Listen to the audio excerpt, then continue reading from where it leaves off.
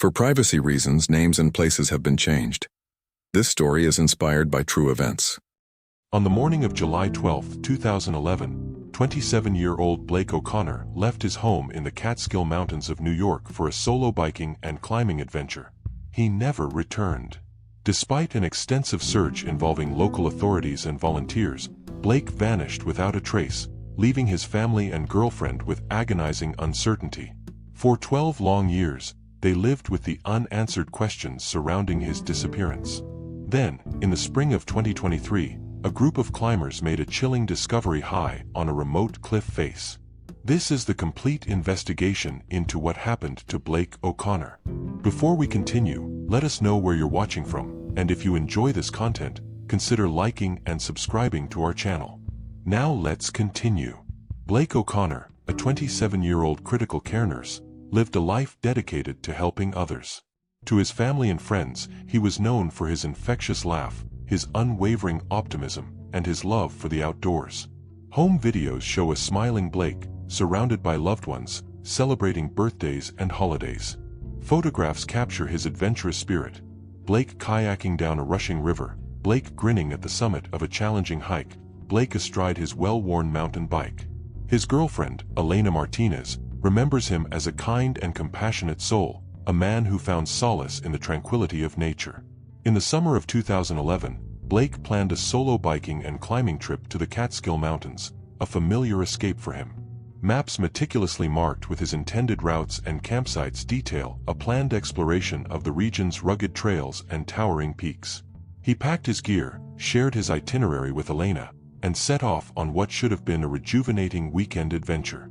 The day began clear and sunny, perfect conditions for a challenging ride.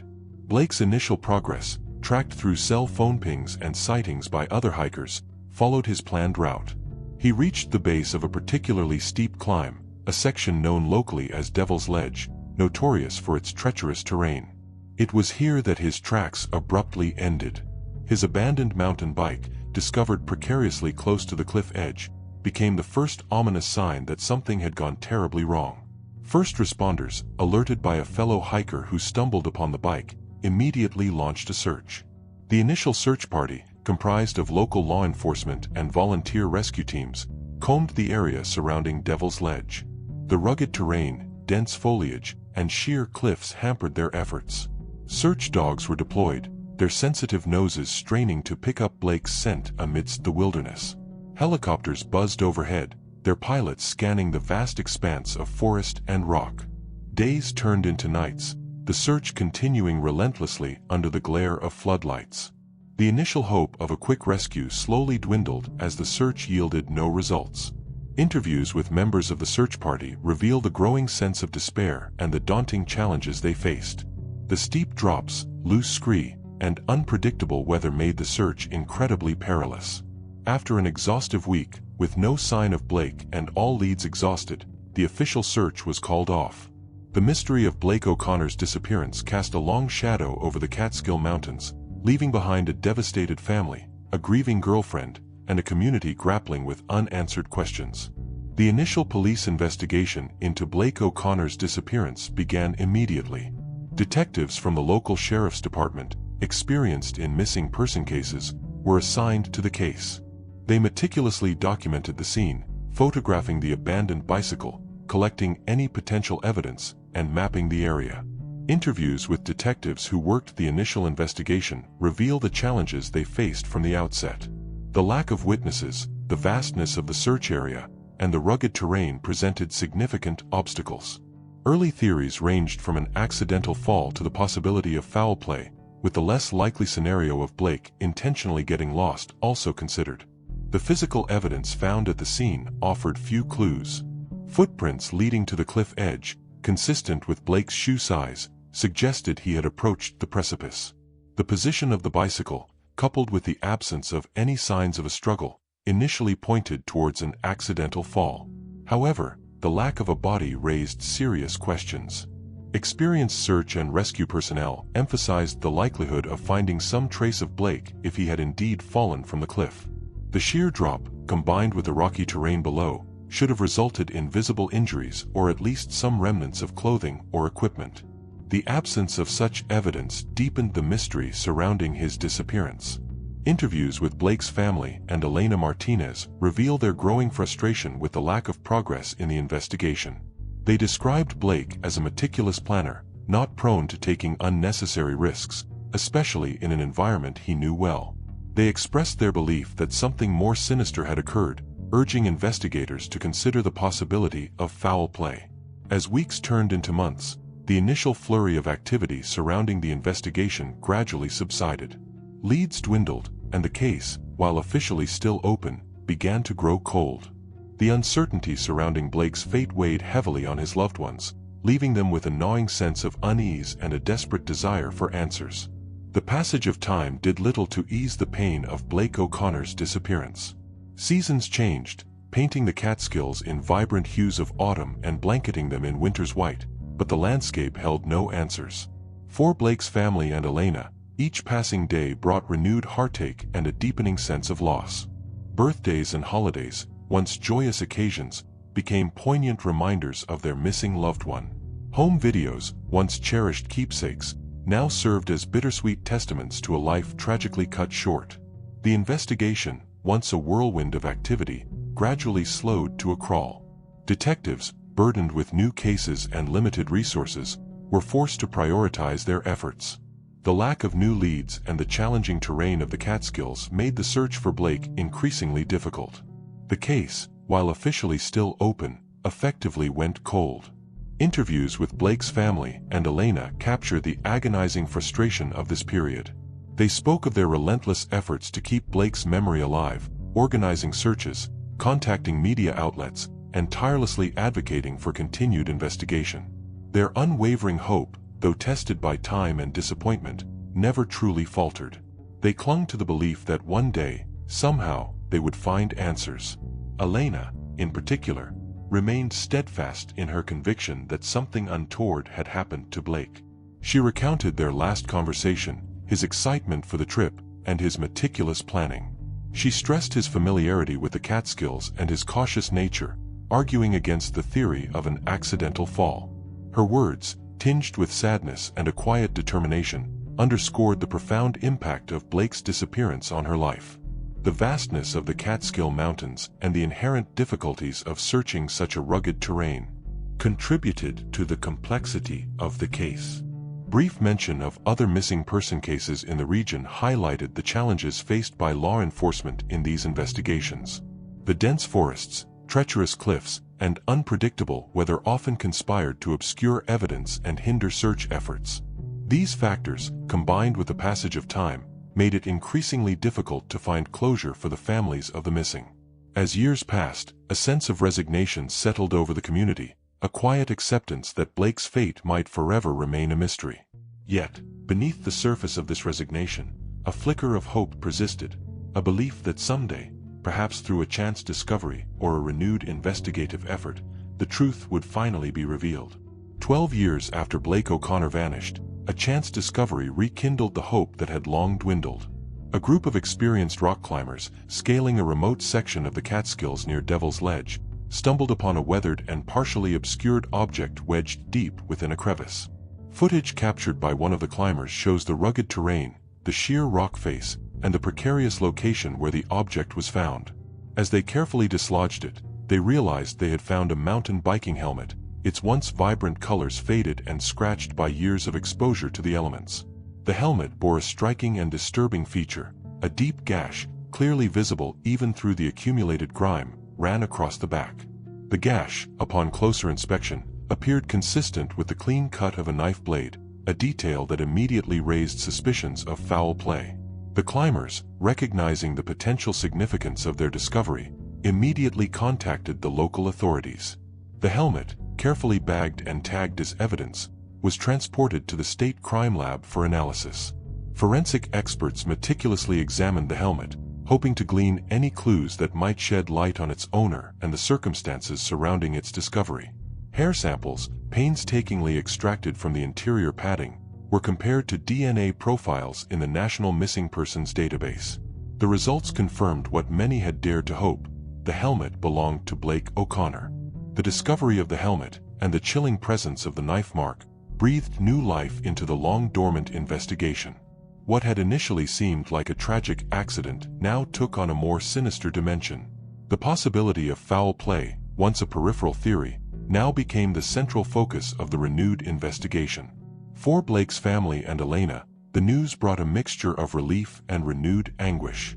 The confirmation that the helmet was Blake's validated their long-held belief that something more than an accident had occurred. The discovery, while heartbreaking in its implications, also offered a glimmer of hope, a chance to finally uncover the truth about what happened to Blake and bring closure to their years of uncertainty. The discovery of the helmet, a silent witness to a long-buried secret, marked a turning point in the case, shifting the focus from a missing person investigation to a potential homicide. Ranger Faith Hughes, a seasoned veteran of the New York State Department of Environmental Conservation, took the lead in the reinvigorated investigation into Blake O'Connor's disappearance. Hughes, known for her meticulous attention to detail and her unwavering dedication to uncovering the truth, approached the case with a fresh perspective, determined to leave no stone unturned.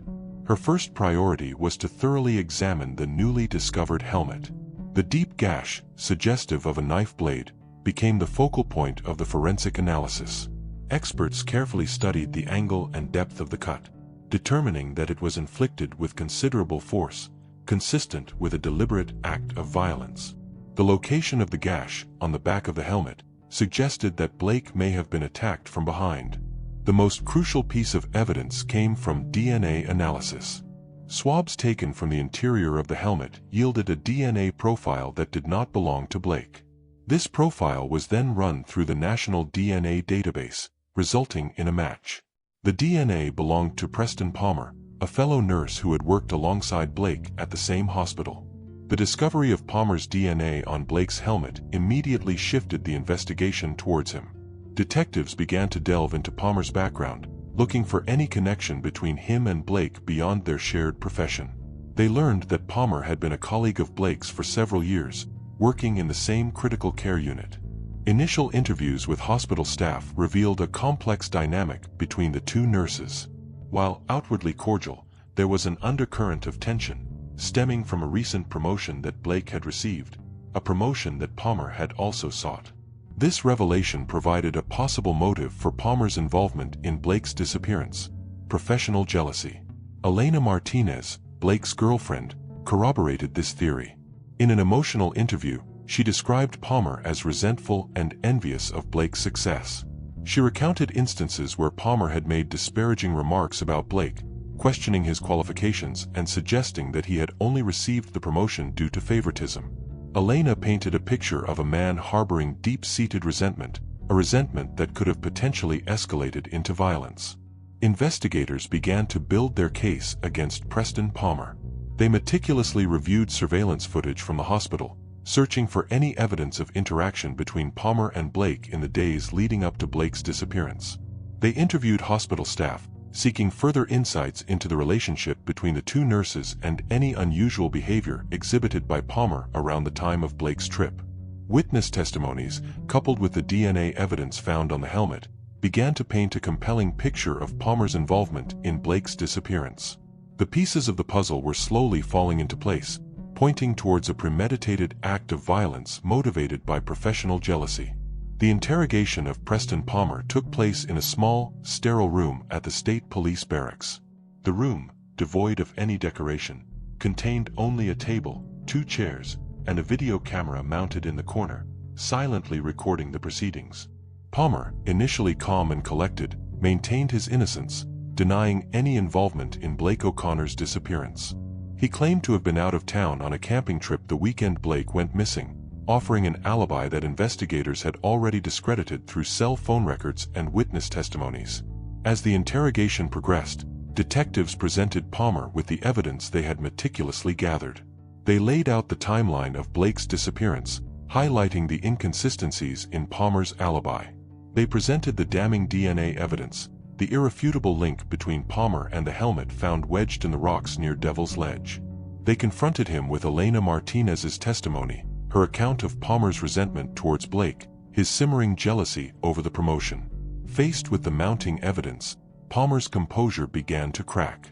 His initial denials became less forceful, replaced by hesitant explanations and evasive answers. He shifted uncomfortably in his chair, his gaze darting around the room, avoiding direct eye contact with the detectives. The interrogation stretched on for hours, a tense battle of wits between the seasoned investigators and the increasingly cornered suspect. Finally, under the relentless pressure of the interrogation and the weight of the evidence, Preston Palmer confessed. His confession, a chilling account of premeditated violence, revealed a dark undercurrent of jealousy and rage that had festered within him for years. Palmer admitted to luring Blake to Devil's Ledge under the pretense of a friendly hike.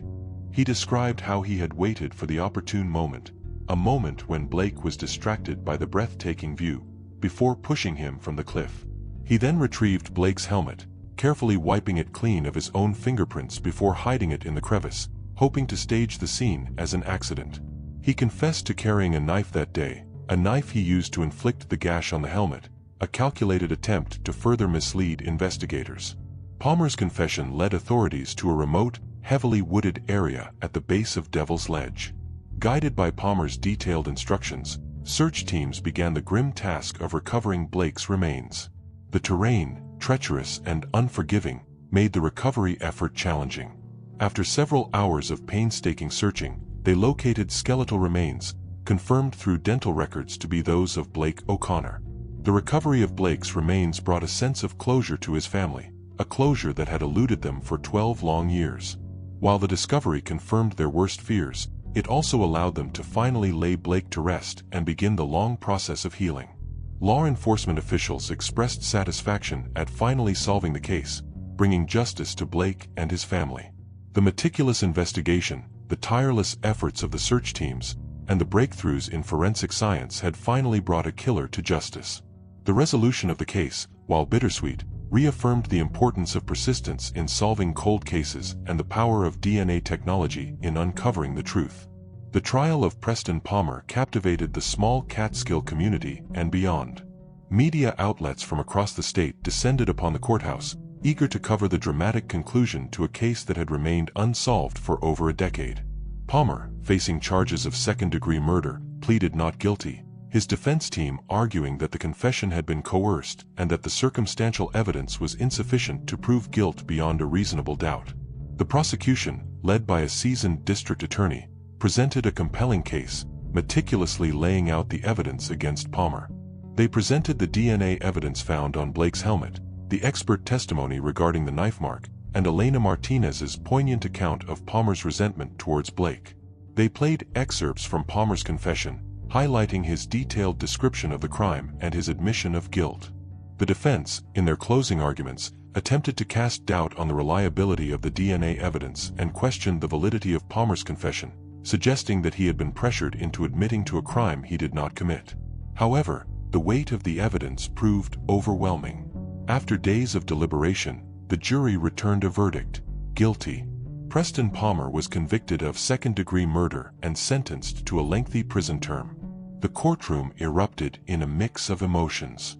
Relief, sadness, and a sense of justice finally served filled the air. For Blake's family and Elena, the verdict brought a measure of closure, a validation of their unwavering belief that Blake had been the victim of foul play. Interviews with Blake's family members after the verdict reveal the complex emotions they experienced. While relieved that justice had been served, they also expressed the profound sadness of losing Blake and the enduring pain of knowing the circumstances of his death. Elena, in a tearful statement, spoke of the relief of finally having answers and the bittersweet satisfaction of seeing Blake's killer brought to justice. The community, too, reacted with a mix of emotions. The news of Palmer's conviction brought a sense of relief and closure to a town that had long been haunted by the unsolved mystery. The case served as a stark reminder of the darkness that can lurk beneath the surface of even the most seemingly peaceful communities.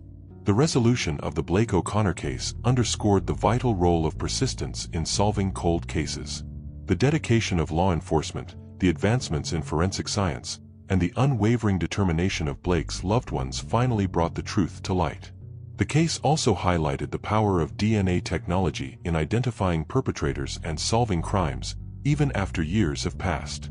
In the end, Blake O'Connor's memory lives on, not as a victim of a senseless crime, but as a testament to the enduring power of love, loyalty, and the pursuit of justice. His story serves as a reminder that even in the darkest of times, hope can prevail, and that the truth, no matter how deeply buried, will eventually come to light.